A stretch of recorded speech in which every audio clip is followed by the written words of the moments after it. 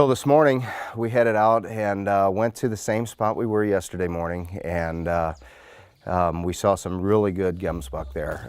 Two cows that were absolutely enormous, you know, really long. Saw a good bull in that area too. Actually several, just a lot of gemsbuck over there. We saw two, maybe three herds of 30 or more, you know, and it was just impossible to get on them. But today, you know, we went in that same area.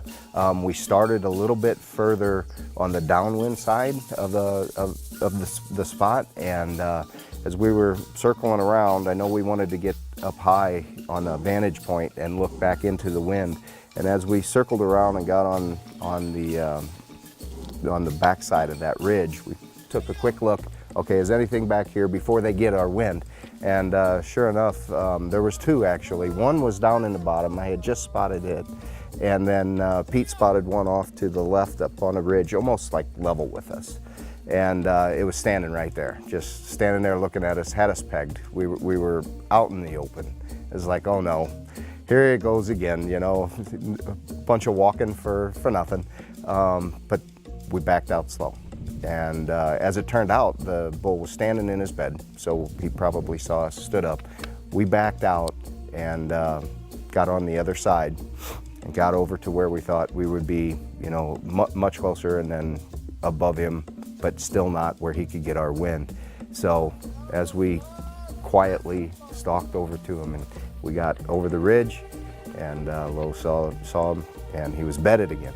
So which was good, because now he's not as alert, although facing, you know, in our direction.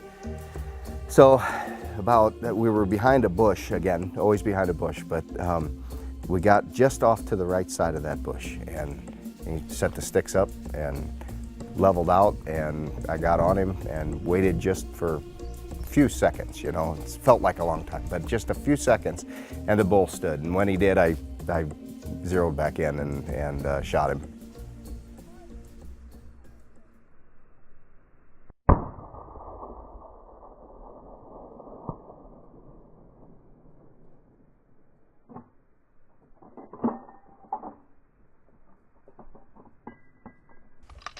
It felt good. It felt like a good shot, but of course it ran off. So then it wasn't long later, and we started tracking it, and we heard from Panda that Panda was left on at the truck, and he actually saw where it had ran and saw that it had went down. And it didn't go far. You know, we only walked up maybe 40 or 50 yards, and there it was, just right off to the side. So again, another great hunt, and beautiful bull. Gemsbuck is so beautiful. I mean, the colors on them and the horns on this bull are really nice and solid. They're heavy at the bottom, long to the point. So it's great.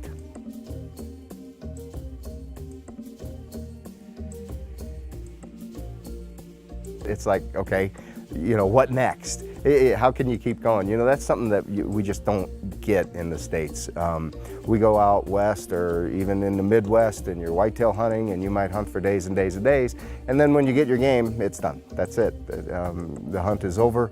So it's hard to describe when you shoot something like, you know, yesterday killing the blue wildebeest, and then today going out and right there, it's the same excitement and the same adrenaline rush right when you're getting on that animal. You know what's going to happen. Your heart's racing. You know, it's just hard to describe the feeling you get when you can do this time and time again. So it was exciting.